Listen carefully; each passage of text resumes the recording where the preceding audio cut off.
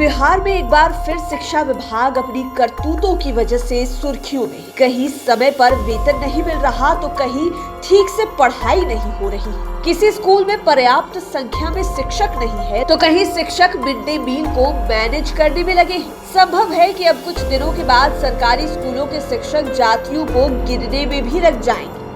लेकिन बीच बीच में शिक्षकों की ऐसी समस्याएं सामने आ जाती है जिससे अधिकारियों को भी डांट सुननी पड़ती है। ताजा मामला 30 शिक्षकों के 4 साल से सैलरी नहीं मिलने का है। इसे लेकर पटना हाईकोर्ट काफी गुस्से में है। हाईकोर्ट ने तो शिक्षा विभाग के प्रधान सचिव के ही वेतन रोक देने को कहा है। इतना ही नहीं, सियासी गलियारे में भी शिक्षा विभाग की किरकिरी हो रही है। उस पर कोई विपक्षी पार्टी उंगली नहीं उठा रही, बल्कि सत्ता में शामिल सहयोगी दल बीजेपी ने ही सरकार को आईना दिखाया है। बीजेपी ने तो यहाँ तक कह दिया है कि शिक्षा विभाग किसी और के पास नहीं बल्कि जेडीयू के पास है। दरअसल बिहार की मीडिया में कल 2 खबरें एक साथ आई। पहली खबर ये कि वैशाली जिले में 30 शिक्षकों को 4 वर्षों से वेतन नहीं मिला है। उन्हें घर परिवार चलाने में दिक्कतें हो रही है। वे लोग कर्जों से लद गए और हकीकत भी यही है। बहुत ऐसे लोग हैं जिन्हें यदि 1 माह का वेतन ना मिले तो घर चलाने में दिक्कत होने लगती है। ऐसे में आप सहज अंदाजा लगा सकते हैं कि जिन्हें 4 वर्षों से वेतन ना मिला हो उन पर क्या बीत रही होगी।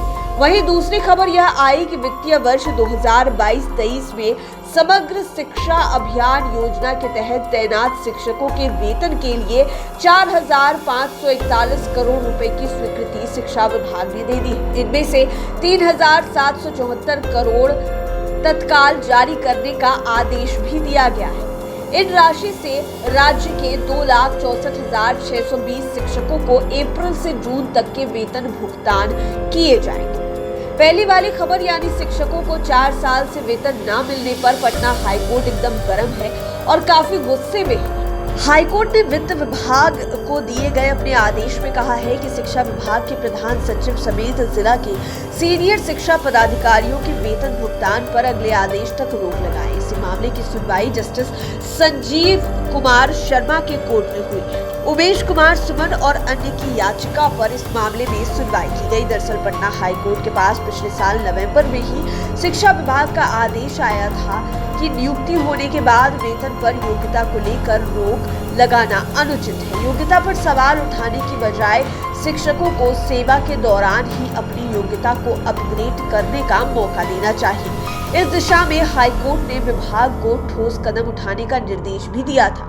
इसके बाद भी शिक्षा विभाग सोया रहा, उन शिक्षकों के लिए कुछ नहीं किया। विभाग ने यह भी नहीं सोचा कि उन शिक्षकों के घरों का चूल्हा चौका कैसे चल रहा होगा, कैसे बच्चों का लालन पालन हो रहा होगा।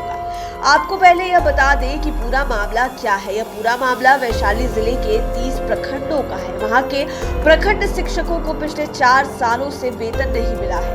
इन शिक्षकों की नियुक्ति 2018 में हुई थी और यह नियुक्ति भी 10 साल बाद हुई थी। इसकी वैकेंसी 2008 में ही आई थी। जिला शिक्षक प्राधिकार के आदेश पर नियुक्त हुए शिक्षकों से लगातार काम भी लिया जा रहा है। इसके बाद भी उन शिक्षकों को वेतन नहीं दिया जा रहा। पटना हाईकोर्ट ने 6 महीने पहले ही विसंगतियों को दूर कर वेतन देने को कहा था। इसके बाद भी शिक्षा विभाग उनकी योग्यता पर सवाल उठाते हुए वेतन पर रोक लगाए रखे है। शिक्षा विभाग के इसी रवैये पर पटना हाईकोर्ट ने नाराजगी जताते हुए विभाग के अफसरों के ही वेतन पर रोक लगाने को कह दिया है। इस मामले पर अगली सुनवाई 11 जुलाई 2022 को। यह तो हो गया कोर्ट का मामला, लेकिन सवाल तो शिक्षा विभाग से ही किया जाएगा कि ऐसे नियुक्ति का क्या फायदा जब वेतन ही न मिले। यहाँ तो शिक्षकों की योग्यता का सवाल है, तो उस समय अधिकारी क्या कर रहे थे जब इन शिक्षकों की नियुक्ति हो रही थी? वे उनके डॉक्यूमेंट्स क्यों नहीं देख रहे थे? एक तो वैकेंसी आई 2008 में और इस वैकेंसी के आलोक में 10 साल के बाद नियुक्ति हुई। ऐसे में सवाल तो यह भी उठेगा कि एक तो 10 साल के बाद नियुक्ति हुई, ऊपर से योग्यता भी सही से नहीं, तो फिर नियुक्ति करने वाले अधिकारी क्या कर रहे थे? उसमें उन अभ्यर्थियों का क्या दोष? ज्वाइनिंग के समय ही अभ्यर्थियों की योग्यता नहीं देखने वाले अधिकारियों पर क्या कार्रवाई होगी? यदि आपने कल ही आई दूसरी खबर पर ध्यान दिया होगा तो पता चल गया होगा कि अप्रैल से जून जून तक के वेतन की राशि एक साथ जारी की गई। ये वेतन 2,64,620 छात्रों को मिलेगा और अभी जून का महीना चल रहा है। इसका मतलब साफ है कि उन शिक्षकों को भी पिछले 2 महीनों से वेतन नहीं मिला है।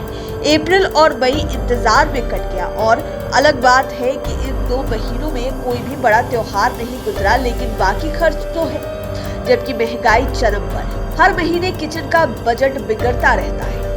ऐसे में वेतन यदि समय पर ना मिले और किसी को 4 साल से वेतन ना मिले, किसी को 2-3 महीने के बाद मिले, तो इससे होने वाली परेशानी के लिए आखिर दोषी कौन है?